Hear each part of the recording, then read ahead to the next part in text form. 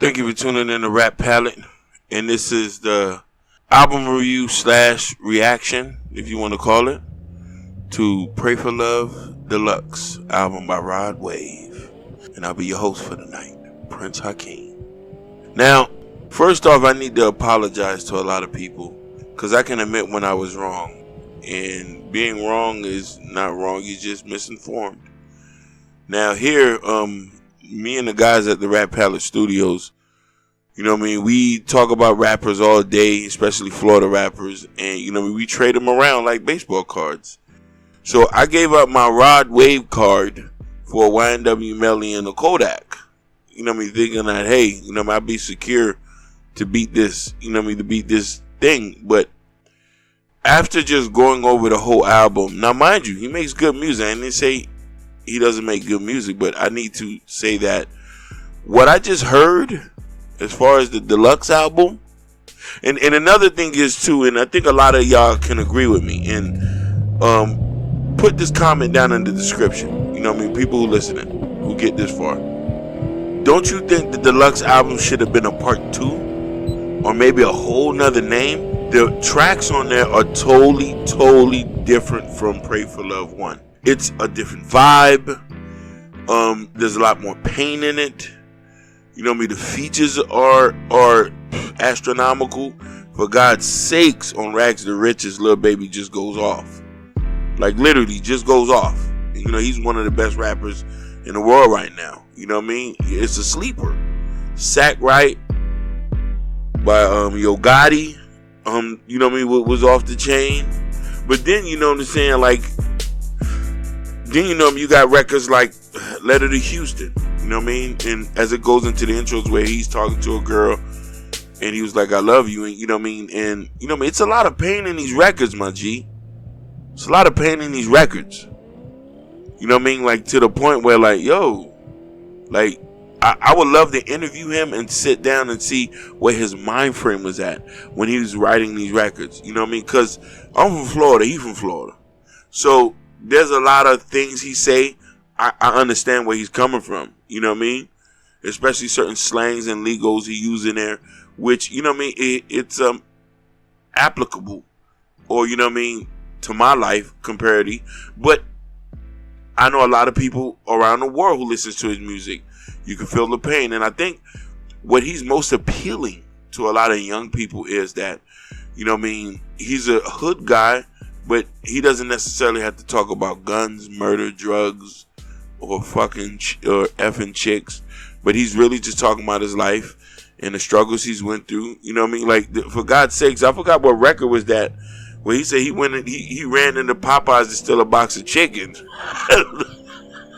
You know what I'm saying? Like, how real can you get when you know what I'm saying, when you're on a record like that? You know what I'm saying? So it's like, I felt the album should have been just by itself. Like the Deluxe, I wouldn't even call it the Deluxe. I think it's a Pray for Love too. You know what I'm saying? Like some, like, you know what I mean, Loving Me to Pray, whatever you want to call it. It's in its own lane for God's sakes. You know what I mean? And you know what I mean, like Through the Wire, which I thought was a nice rendition, but I think it was a rendition of Kanye's. But you know what I mean, it's the same title. But you know, for a lot of y'all don't know, he was in a car accident, and you know what I mean, he had brain hemorrhaging, bleeding from the top of his brain. So you know what I mean, I thought that track was decent. I Ain't Mad at You. Pardon, which is renamed FRFR, Out of Business, which was decent. Smile, To My Grave. But the ones that stand out, and I think that is grabbing a lot of people's, Letter to Houston and Rags to Riches. That's that. But it's sleepers on there. You know what I mean? Freestyle, y'all seen the video. Fire and Desire. Like, you know what I mean? These records go off, but I'm talking about Letter to Houston. For me, it's Letter to Houston, Sack Right, Rags to Riches. That really just like caters to me. You know, so you know what I mean? Those are my top 3 songs on there for that. I advise y'all to go to Apple, Spotify, and Google and stream the record. Like, there's really nothing to say. I just really honestly think that, you know what I mean, I understand with the whole Deluxe thing, You know what I mean? To try to get your streaming numbers, but I think this should have been a separate project on its own. Because the feel of those songs, particularly, those 11 songs, are totally different from Pray for Love 1. You know what I'm saying? Like, that's why I say this should be labeled Pray for Love 2. You know what I'm saying? And because it's in its own lane. Now, another thing I also want to say this too, and a lot of people might get mad when I say this, but I believe if Rod Wave continually to put out music at this high level, he could have the same trajectory and influence the way Drake is. I'm gonna let that soak in your mind.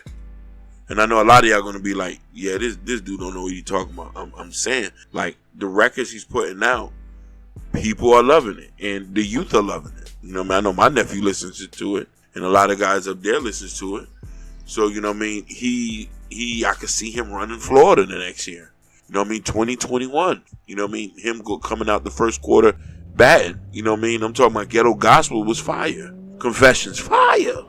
One more I need to tell you. I don't even know if you want to consider this an album review or just a glorified bandwagon. You know what I mean? But, you know, I don't bandwagon because I didn't listen to his music in the beginning. You know what I mean? I traded him for Glock 9 and Kodak. You know what I mean? Because those were my two picks in the rap game. But Glock is locked up. Kodak is locked up. You know, music came out. Don't get me wrong. 223 was hard. But what Rod Wave is doing is at a high level. At a high level. And I want to just congratulate him for putting this type of work out and to show that diversity of Florida rappers.